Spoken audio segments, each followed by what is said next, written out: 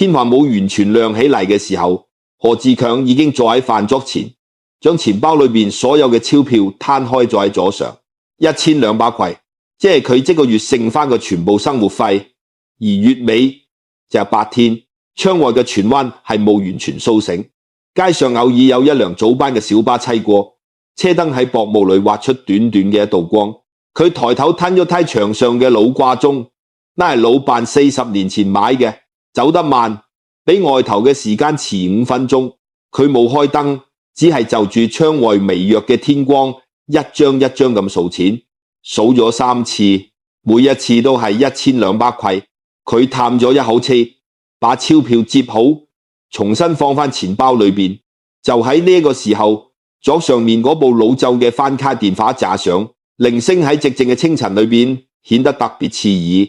佢起到一眼嚟電顯示係大仔，佢嘅手指停喺半空中，遲遲冇按下接聽鍵。佢心裏其實好清楚，大仔呢個時候打電話嚟，一定係有事要開口。呢啲年，大仔從來冇喺早上6點打電話過嚟，只係為咗問佢一句：爸爸，你食咗早餐未？電話響咗戚下，佢終於撳下接聽鍵。喂，仔啊！佢聽見自己嘅聲音，比自己想象中就要沙啞。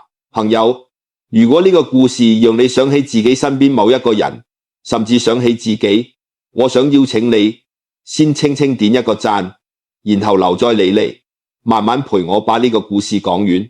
因為今日我哋要講嘅唔係別人嘅故事，係好多老一輩香港人一輩子都不敢開口講嘅事。何志強今年71歲，佢原本係郵政局嘅郵差，一做就做咗42年。年輕嘅時候，佢每日騎住呢輛綠色嘅電單車，穿梭喺深水埗、長沙灣、荃灣一帶嘅老街小巷裏邊，一封信一封信地送。呢個年代一封信可能就係一個家庭嘅團圓消息，亦可能係一個女兒遠嫁英國嘅最後一封家書。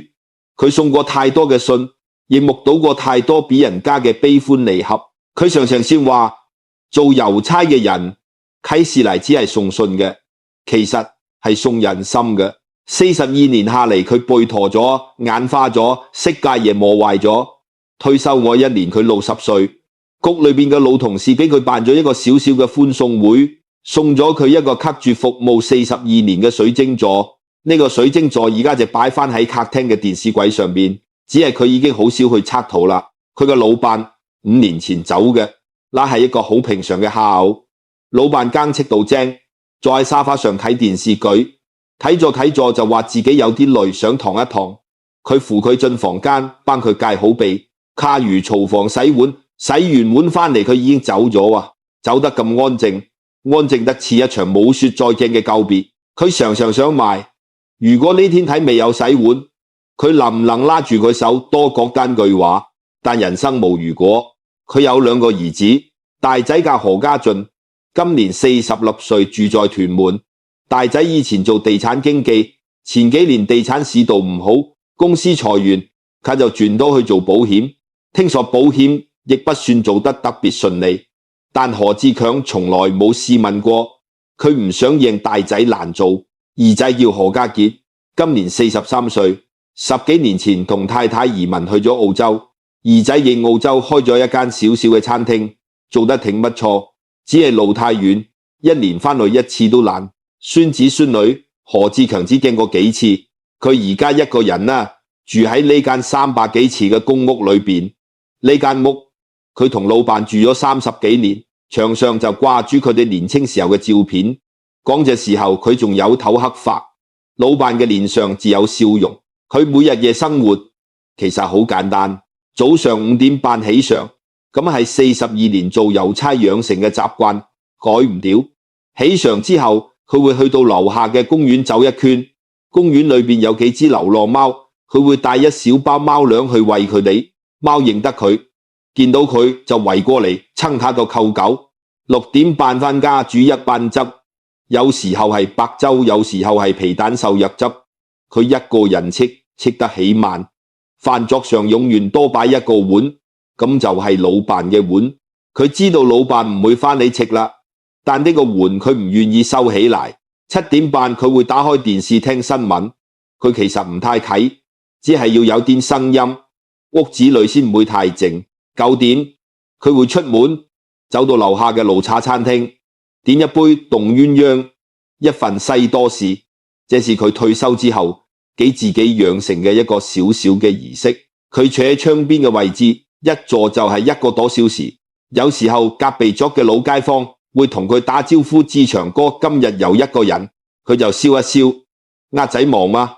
其實佢都知道，好多老街坊心裏都清楚，只係冇人會講破。那個早上，大仔打電話嚟係要借錢，唔係第一次。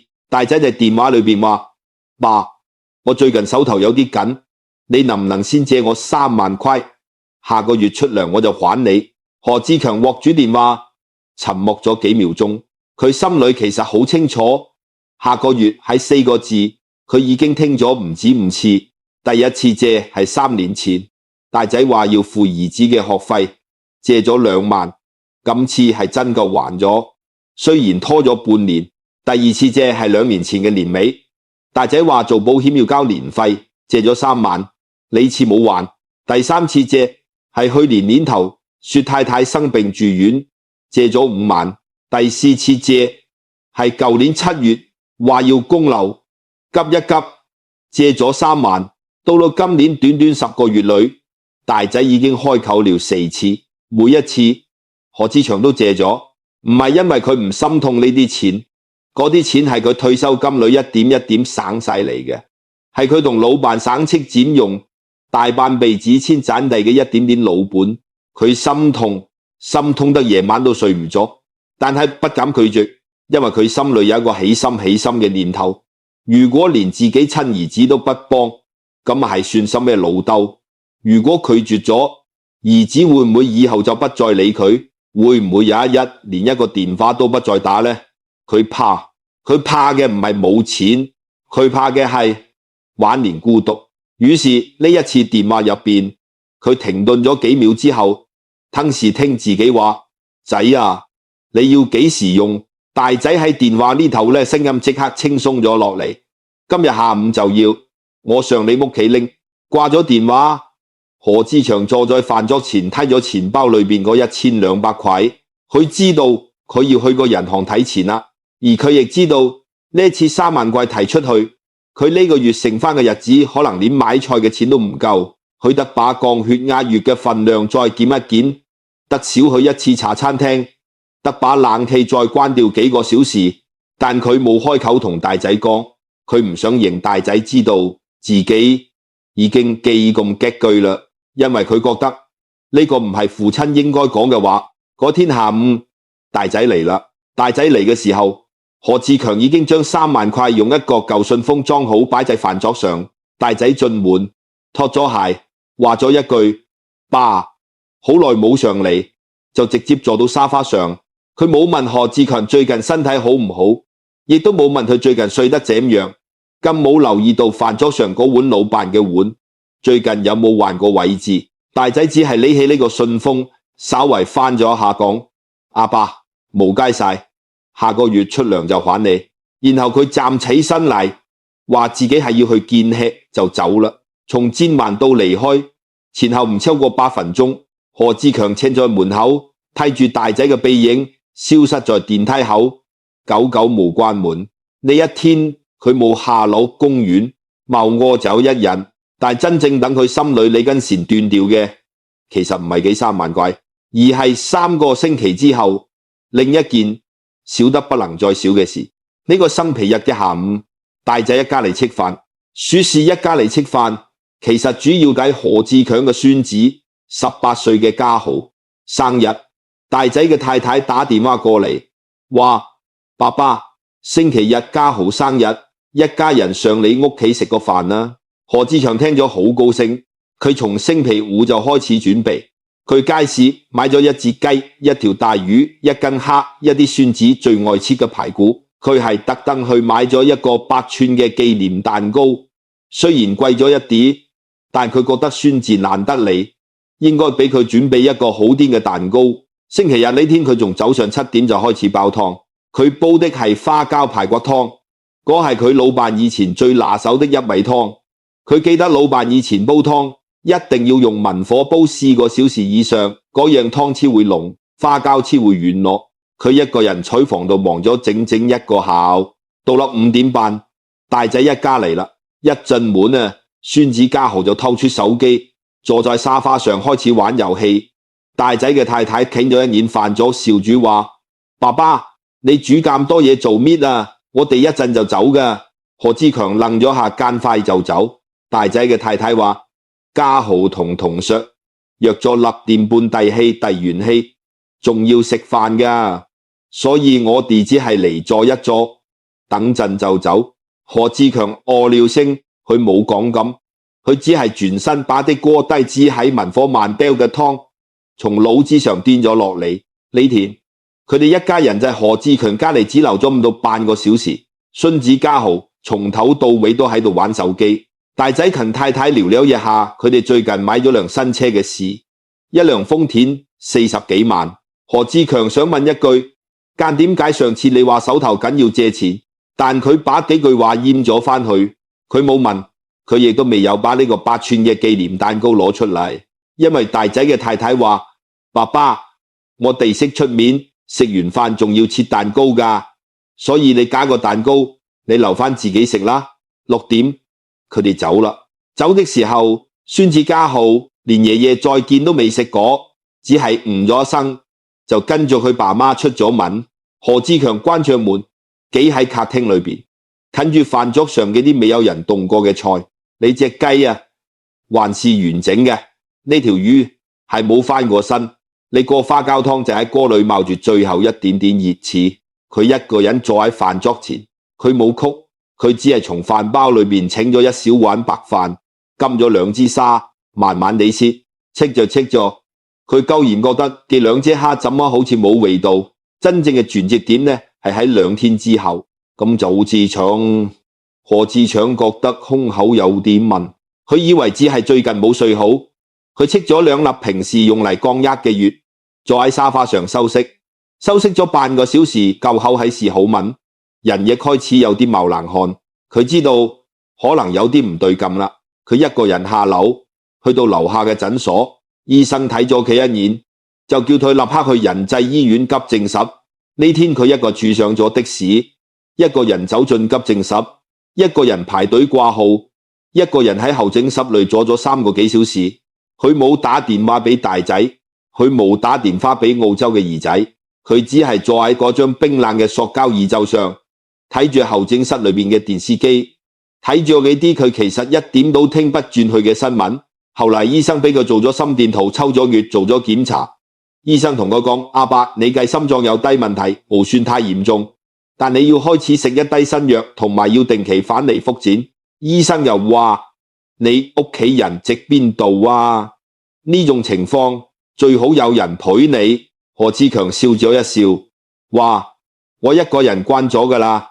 從醫院出嚟嘅時候已經係晚上8點，佢站在醫院門口睇住來來往往嘅人，有好多老人家係有子女陪住嘅，有啲是女扶住爸爸，有啲是椅子推住輪椅上嘅媽媽。佢靜在咁靜咗好耐，然後佢打開手機睇咗一眼，大仔冇打電話過嚟，大仔冇知道佢今日進咗醫院，因為佢冇告訴大仔，因為佢覺得教書大仔也冇用。就在佢站在呢度嘅呢一刻，佢忽然想通咗一件事，一件他呢幾十年一直不敢想嘅事。佢一直以為只要佢對兒子好，只要佢什麼都讓住兒子，只要佢一次又一次咁借錢給錢，什麼都不計較，咁啊兒子就會對佢好，晚年就會有依靠。但係呢天晚上，敬喺醫院門口嘅佢忽然明白佢錯啦。佢唔係因為忍讓先留住咗兒子，佢係因為忍讓先至失去咗兒子對佢嘅尊重。一個從來唔懂得拒絕嘅父親，喺兒子眼裏慢慢就變成咗一個永遠不會講不嘅提款機。一個提款機係唔需要被愛嘅，一個提款機只需要被使用。佢這幾十年用佢所有嘅付出，把自己變成咗一台兒子隨時都可以打開嘅櫃員機。佢唔係失敗喺冇付出，佢係失敗在付出得太多，亦太未有底線。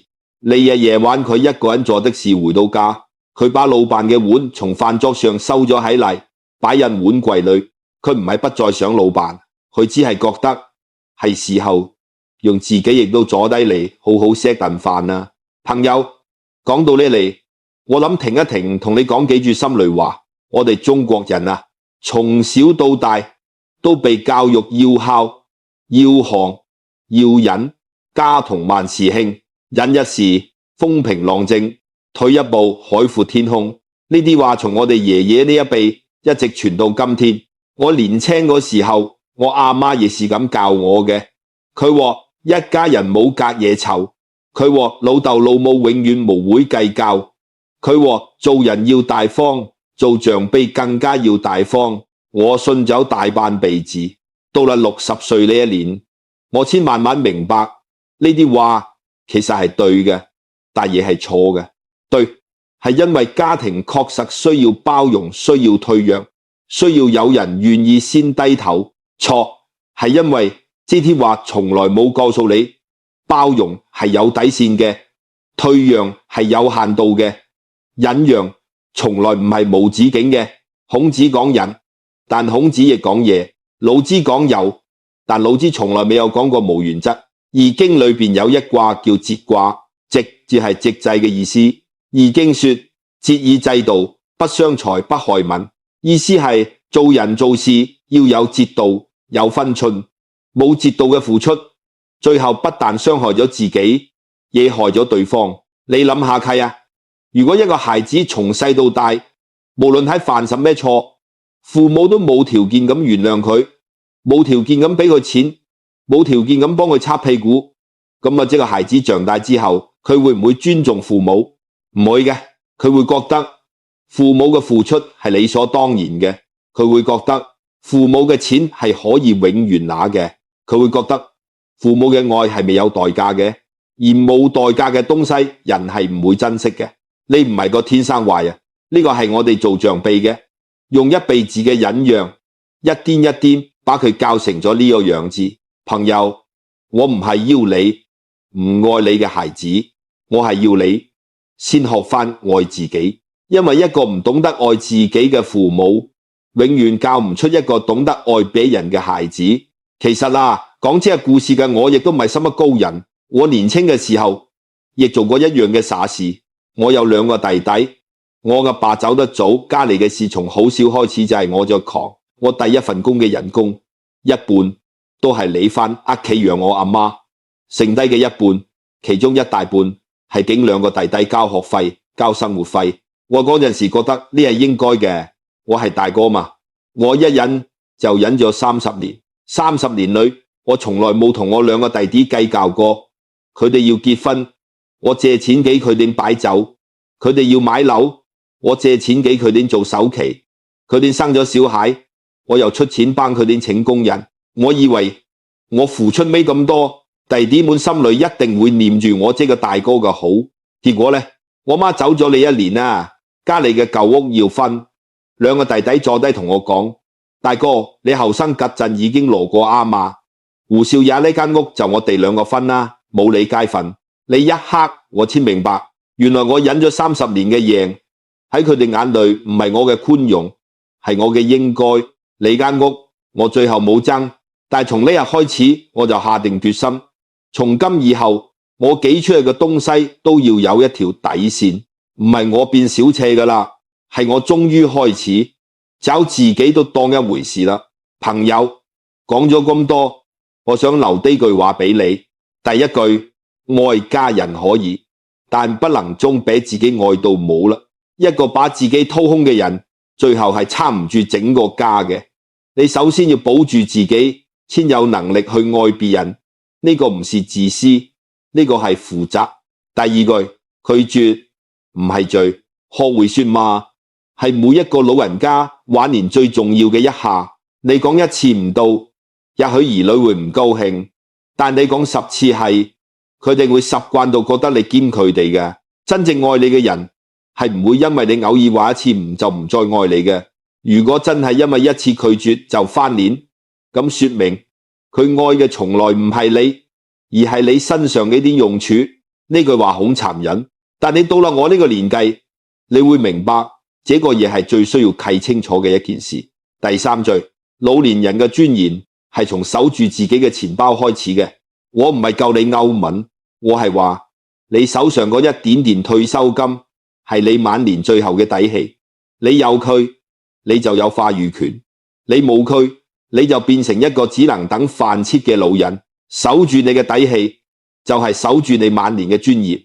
第四罪，亦係我今日最想跟你講嘅一句：真正嘅家和萬事興，唔係靠一個人無止境地引出嚟嘅，係靠一家人各自守住自己嘅分寸，彼此尊重，先至能長長久久。一個家裏，如果只有一個人喺忍，另一些人喺攞，咁啊亦侵你個係熬，而熬係熬唔出福氣嘅，熬到最後只會熬垮底個一直喺忍嘅人。故事最後我想教訓你，何志強後嚟點樣啦？